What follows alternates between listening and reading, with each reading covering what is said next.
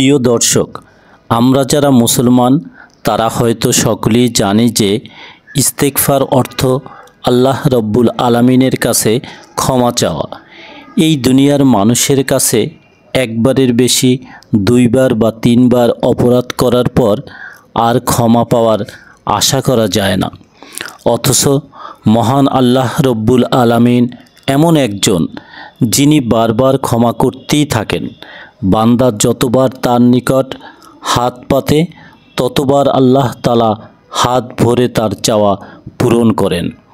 একজন মুসলমানের যত রকম প্রয়োজন রয়েছে, ইস্তেগফার সেই সকল প্রয়োজন পূরণের জন্য এক বিরাট নিয়ামত।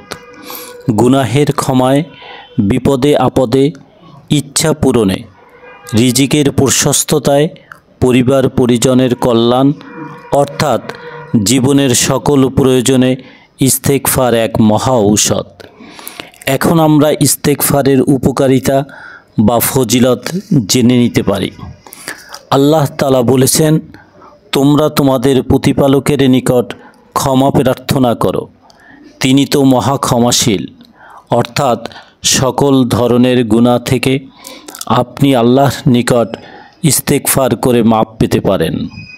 ইস্তেগফারের মাধ্যমে আল্লাহ রব্বুল আলামিন রিজিক বৃদ্ধি করে দেন। জীবনে চলার পথে আল্লাহ তাকে কোনো রকম অভাবগ্রস্ত করবেন না। হাদিসে রয়েছে, ইস্তেগফার করলে ওই ব্যক্তির বাগানে আল্লাহ প্রচুর ফল দান করবেন। এছাড়া তার ব্যবসা বাণিজ্যেও বরকত বাড়িয়ে দেবেন। যে ব্যক্তির সন্তানের অভাব রয়েছে, পরিপূর্ণভাবে ইস্তেগফার করতে পারলে আল্লাহ রব্বুল আলামিন তার ঘরে সন্তান দান করবেন। হাদিসে রয়েছে, তোমাদের প্রতিপালকের নিকট ক্ষমা প্রার্থনা করো, ইস্তেগফার পড়ার কারণে তিনি তোমাদের সম্পদ বৃদ্ধি করে দিবেন। যে স্থানে বৃষ্টিপাতের অভাব থাকে সেখানের মানুষ যদি বেশি বেশি আল্লাহর নিকট ক্ষমা চায়, তাহলে ওই জায়গায় আল্লাহ তাআলা প্রচুর বৃষ্টিপাত বর্ষণ করেন।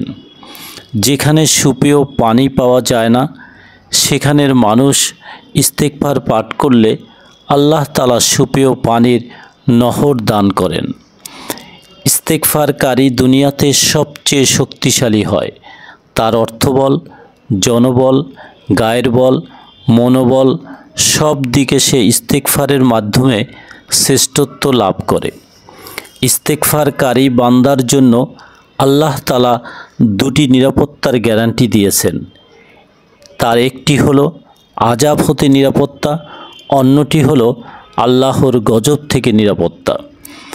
কোনো বিপদ আপদ এই নিরাপত্তার দেয়াল ভেদ করতে পারবে না। ইস্তেগফারে মানুষের খারাপ অভ্যাসের সংশোধন হয়। এ বিষয়ে একটি ঘটনা শুনুন। হযরত হুযায়ফা রাদিয়াল্লাহু তাআলা আনহু থেকে বর্ণিত, তিনি বলেন, আমি আমার পরিবার পরিজনের সাথে অশালীন ভাষায় কথা বলতাম। আমি একদিন রাসূল সাল্লাল্লাহু আলাইহি ওয়াসাল্লামের খিদমতে উপস্থিত হয়ে আরজ করলাম, হে আল্লাহর রাসূল সাল্লাল্লাহু আলাইহি ওয়াসাল্লাম, আমার ভয় হয় আমার জমান্না আমাকে জাহান্নামে প্রবেশ করিয়ে দেয়। এই কথা শুনে আল্লাহর রাসূল সাল্লাল্লাহু আলাইহি ওয়াসাল্লাম বলেছেন, তুমি ইস্তেগফার হতে কেন দূরে থাকো? আমি তো প্রত্যেক দিন আল্লাহ তাআলার নিকট 100 বার ইস্তেগফার করে থাকি। আমরা সারাদিন বিভিন্ন ইবাদত করে থাকি। প্রত্যেকটি কাজই অনেক ত্রুটি বিচ্যুতি হয়ে থাকে। মহান রবের শান মান অনুযায়ী আমাদের ইবাদতগুলো আদায় হয় না, কোনো না কোনো ঘাটতি থাকে। ইস্তেগফার আমাদের ইবাদতের ঘাটতি পূরণ করে ইবাদতে পরিপূর্ণতা দান করে। ইস্তেগফার এমন এক নিরাময়, ইস্তেগফারকারী ইস্তেগফারের বদৌলতে কোনো গুনার উপর অবিচল থাকতে পারে না। ইস্তেগফার তাকে ধাক্কা দিয়ে গুনাহের কাছ থেকে সরিয়ে নিয়ে আসে। বান্দা যখন পাপ করে তখন তার অন্তরে কালো দাগ পড়তে থাকে, আর ইস্তেগফার হচ্ছে সেই ময়লা পরিষ্কার করার সাবান। জীবনে চলার পথে আমাদের অনেক কঠিন সমস্যার মুখোমুখি হতে হয়। সকল কঠিন কাজ সহজ করার জন্য চাই ইস্তেগফার। অন্য মুসলমানদের জন্য ইস্তেগফার পড়াও নিজের জন্য উপকারী। হাদিসে রয়েছে, যে ব্যক্তি মুমিন নরনারীর জন্য ইস্তেগফার পড়বে, আল্লাহ তাআলা তার জন্য প্রত্যেক ইস্তেগফারের বিনিময়ে একটি করে নেকি লিখে দিবেন। গীবত একটি মারাত্মক ব্যাধি। গীবত করাতে এবং শোনাতে শয়তান খুব মজা পায়। এই ফাঁদে পড়ে আপনি যদি গীবত করে বসেন, তাহলে এই গীবতের কাফফারা হিসেবে আপনি ইস্তেগফার করতে পারেন। সহিহ হাদিসে রয়েছে, ইস্তেগফার মানুষের মর্যাদা বৃদ্ধি করে। মৃত পিতামাতার সাথে বেয়াদবির কাফফারা স্বরূপ আমরা বেশি বেশি ইস্তেগফার করতে পারি। প্রতিদিনের প্রথম কাজ ইস্তেগফার এবং শেষ কাজ ইস্তেগফার হলে আল্লাহ তাআলা তার সারা দিনের সমস্ত গুনাহ ক্ষমা করে দিবেন বলে কথা দিয়েছেন।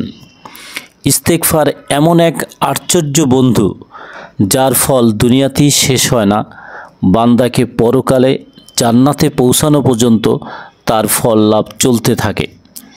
প্রিয় বন্ধুরা, এখন আমরা এ বিষয়ে নিশ্চিত হলাম যে পরকালীন মুক্তির গ্যারান্টি এই ইস্তেগফার, ইহকাল পরকালের নিরাপত্তার গ্যারান্টি এই ইস্তেগফার।